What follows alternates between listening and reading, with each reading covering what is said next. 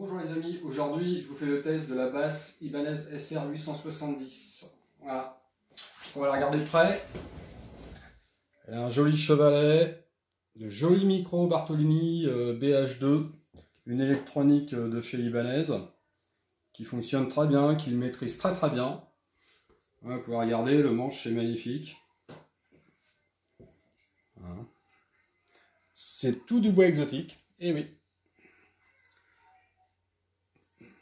Voilà, c'est magnifique. Les incrustations sont très belles.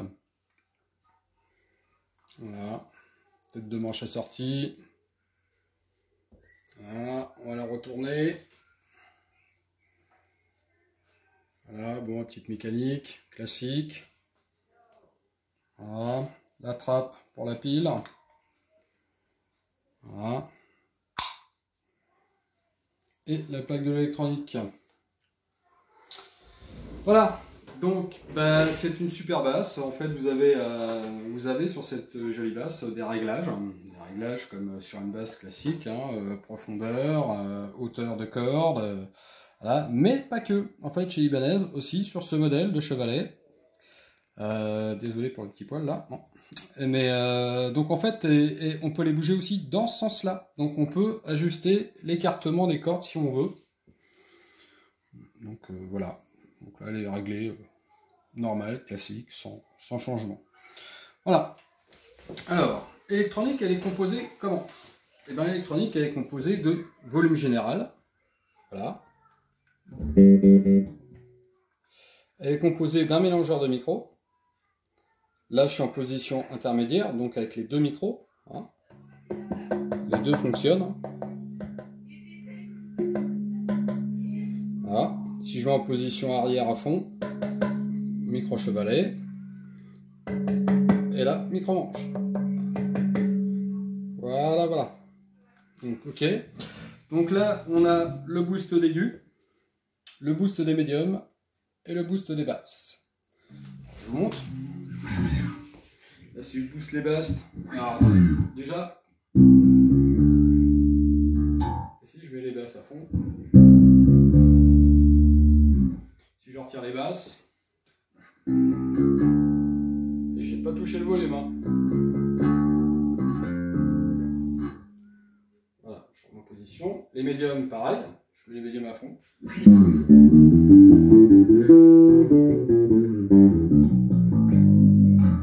Et là, j'enlève les médiums.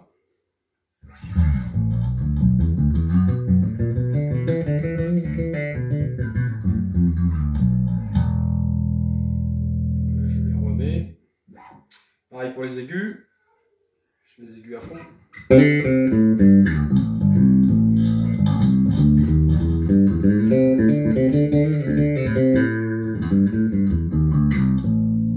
Là, j'enlève les aigus.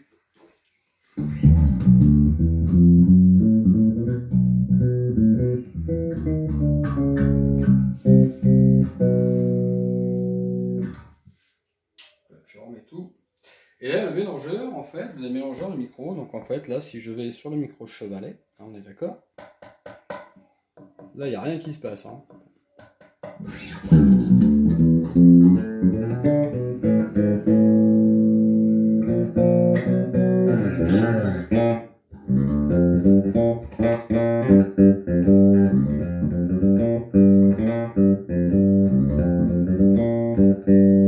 En fait, là, vous avez quand même un son de jazz bass.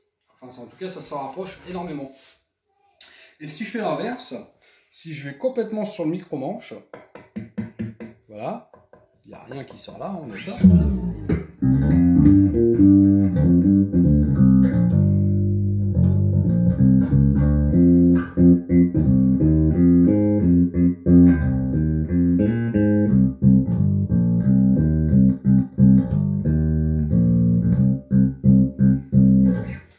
Donc là, on a plus un son de précision basse. Voilà.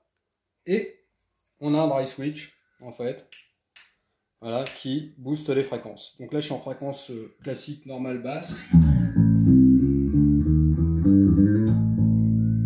Là, je suis en médium. Donc ça va être un petit peu plus compressé, en fait.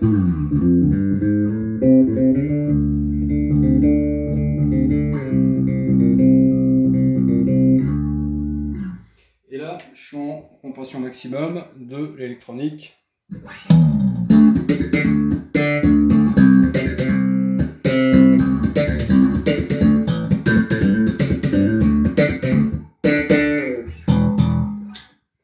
Souvent utilisé ouais, pour le slap, mais bon, pas que. Par exemple, Red Hot Chili Peppers, par exemple, c'est très bien ça.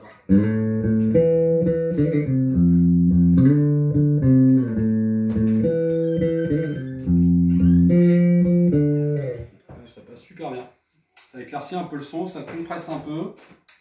Voilà, moi je ne joue pas beaucoup dans cette position là, mais bon voilà, donc moi mes positions préférées sont là, je mets légèrement de basse, légèrement de médium, et je laisse mes aigus au centre. Et là, les petits crans, en fait, quand vous passez la main, vous faites ça, vous avez un petit cran sur les potards en fait.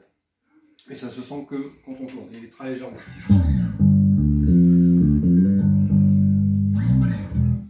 Voilà, ben écoutez, c'est une super belle basse, moi je la trouve géniale, le manche il est vachement bien, hein, comme chez tous les manches libanaises, en général, que ce soit guitare ou basse, mais enfin celle-ci je la trouve exceptionnellement bien, parce qu'en fait c'est pas un manche verni, c'est un manche lustré, donc en fait ben, il va se patiner avec le temps.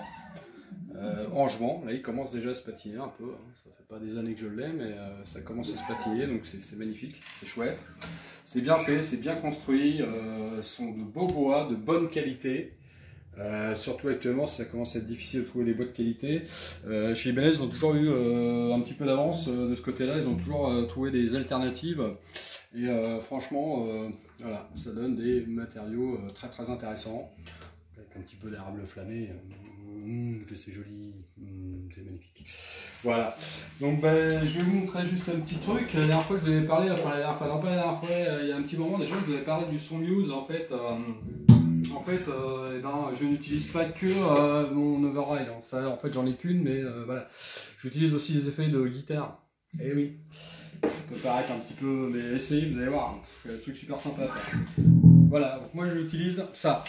Donc si vous arrivez à en trouver un sans ampli AC, AC ça veut pas dire acoustique, hein, attention, mais si vous arrivez à trouver ça d'occasion et qui fonctionne parfaitement bien, franchement n'hésitez pas, achetez-le, ça vaut carrément le coup. Pour les guitares, je m'en sers très peu en fait, mais par contre pour la basse, voilà, on peut obtenir ce type de son.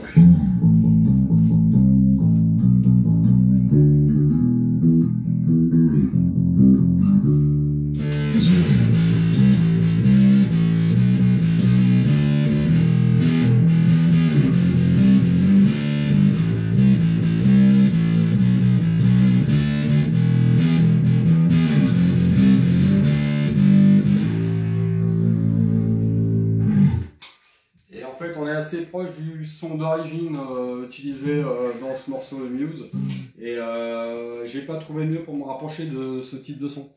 Hein, lui, normalement, il utilise une pédale Akai qui ne se fait plus sur le marché, et on arrive à en trouver quelques-unes dans des gros trucs d'occasion que tout le monde connaît. Hein. Ça commence par Rêve, ça finit par Be, hein, .com. Et ben ils te les vendent 300-400 balles quoi, alors que c'est une pédale à l'origine qui valait 90 balles quoi. Enfin, voilà. Voilà, en fait ouais, juste pour vous montrer que bah, cette basse est magnifique, on peut faire ce qu'on veut avec, ça marche super bien, jazz, blues, rock, voire plus, largement plus. Moi j'adore l'esthétique et j'adore le son, donc